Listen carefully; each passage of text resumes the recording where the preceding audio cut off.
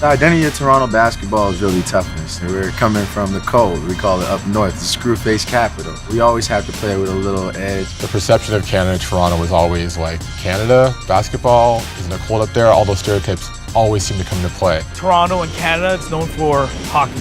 You know, let's face it, it's known for hockey. We've always had an underdog mentality. I feel like always having to prove ourselves, always having to show that we're worthy. We play with a chip on our shoulder. That's kind of the spirit we play with. We've always felt from the beginning that we're second class. We get no love. We get no love. No matter what, it's like you got to fight every time. You have to play with something to prove, because the day you get complacent, this is where you're going to start to lose your edge that you have. There's always been tremendous talent in this city. I think 10 or 20 years ago, we were just fighting to gain access, learn about the system. Canadians were soft.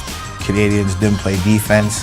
Canadians just were second class to the American. And so we had to go through the whole process of changing that mindset, because some of it was true. When we moved here, it was basketball that made us fit in. You have homies call you, hey, yo, we're running in Scarborough. You know what I mean? Those guys just go after him. From grade 9 to grade 12 was straight molten. Oh, 1 year in Scarborough. We even forgot 1 year in Scarborough, but East Side is not my thing. I guess you could say that. East and West don't like each other. That's important. It's always rival, but it's always love. Between the lines, it's like a dog fight. So it's always like bragging rights type thing. Freddie is an energy guy. He's an energy god in terms of what he brings. I mean, he's pretty crazy. He's intense, and I think his team feeds off that. Sometimes he goes a little too far, but he's always bringing it. He's always at one level, and that's usually level 12. Personally, I don't know why, because I don't really start or anything. I just come off the bench and just be me. I guess I love to play defense. I don't back down. What you put in the game is what you get out of it. That's simple. You don't gotta lie. That's it. Put in the work. That's why, even though I'm a certified teacher, I'm a professional basketball player, I'm not better than no one, because I know exactly where I came from. So even though I made it out the hood, I got to send the elevator back down type thing. So I got picked up with the Spurs. I went undrafted. I played in the D-League for a little while, but then I played overseas. I played in Sweden. I played in Romania. I played in Mexico. I played in Spain. The reason why I like Mike so much, he came through a tough time. Just the fact that rough patch he came across, he's still playing, is a blessing. Your journey wouldn't be your journey if you could change things. I wouldn't change a single thing. Fastest guy on the court and with the ball, no question. I mean, he's like lightning in a bottle, that guy. Right now, my basketball goals and my journey right now is just to touch as much people as I can. As far as when people see me play, wherever it may be, overseas, NBA, playing for a national team, every morning I wake up, I get to play basketball. So I could have been playing at a gym down the street and I would have been happy. Born and raised in Scarborough, man, right here. Moved here when I was 8. My mom bought us a basketball net. But when I was in high school, there was a lot of those hood tournaments, as we call it. I've been playing the men's division since I was 15. He's a dog too on the east side, so it's one of those dog fights with me, but that's why I stamp him. I don't stamp too much people, but that guy is a fight. OGM, which is kind of like my motto, which means open gym mentality, which is basically however you play when there's no coaches or nobody watching you, have that same confidence when playing in a big game on a big stage, just to show them that guys from Canada and Toronto, basketball players, we can hoop as well. When I first came to Toronto, basketball was almost non-existent. It was hockey prevailed. Everything was hockey. All my friends played hockey, so I played hockey.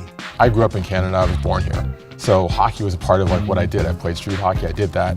But people coming over from Eastern Europe, from the Caribbean, from Africa, that's not part of their lifeblood. We were always labeled as Canadians have talent, they can shoot the ball, but they're not aggressive. That was a big thing when we came out of high school. Using my generation as an example, we were talented, but we weren't sure how good we really were. I think now the kids really know how good they are. They believe. They know they're on par with the Americans or anybody internationally.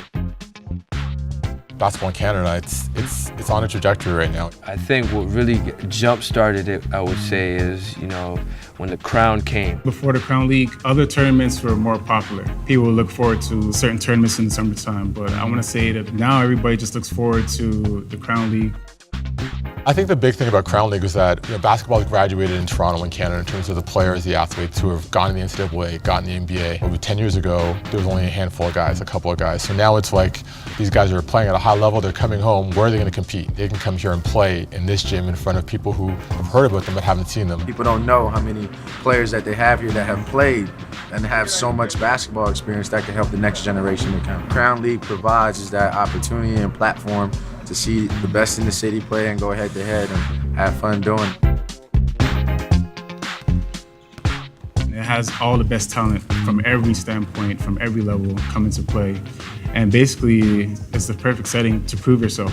The feeling of having it in your own city is just, man, it's nothing like it. You see it everywhere else. It's like, why can't we have it? Once they brought that to Toronto and they introduced the Crown League, it brings another level of just excitement and intensity and just another vibe to the city. It's like a reunion. It's like a reunion every Friday, and we get to go at each other like back in the days when we were kids, but now we have like some type of status. I guess we're play professional, and we get to go at each other again.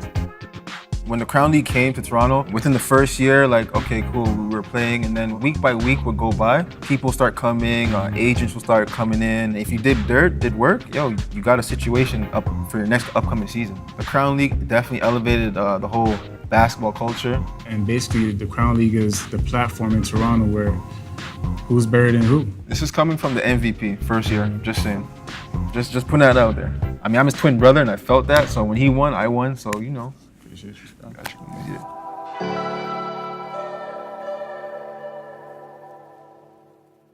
The build up throughout the week, and then when you get to Wednesday, Thursday, and you're playing Friday, people from the city are not scared to call somebody out for not performing, especially if you're an NBA guy. There's some John going back and forth, so the energy is really good.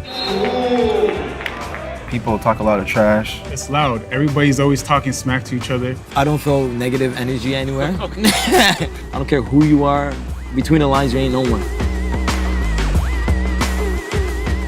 In terms of the growth of the league, I think it's really become like a Friday night spot, like culturally. Like people come here to kind of hang out, and it's really become like the heartbeat of the city.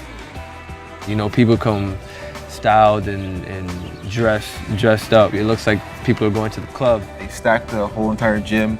When the players come on, when we're on the court, warm up. It feels like an NBA game. It's where you want to be on a Friday night in summer, in Toronto, to be honest.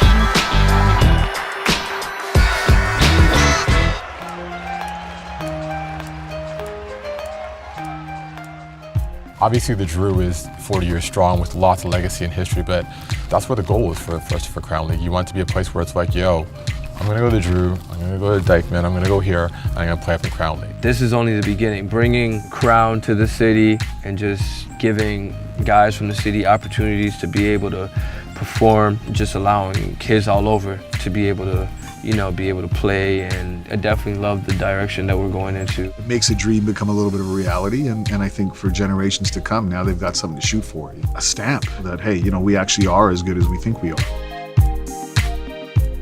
Canadian basketball is here to stay. If you can make it out the city, honestly, you can make it anywhere, because this city, it's really built on toughness. It's only the beginning for the Toronto basketball. And we're starting to get there. We're imposing our will on people, not just being the polite Canadians that we have a reputation of being. We just won the Under-19 World Cup. There's more to come. More to come. We've arrived. That's really the bottom line. I think Toronto's ready to compete just with everyone else. Canadians and Torontos, they understand that it takes that kind of dedication to produce the talent. The talent here is growing. The exposure here is growing. So now more than ever, more eyes are on Toronto. We're coming. There's a hunger that we have, and we're just getting ready to unleash it. You don't have to go to the States now to make it. Before it was like that, but now you can make it from here. It's there.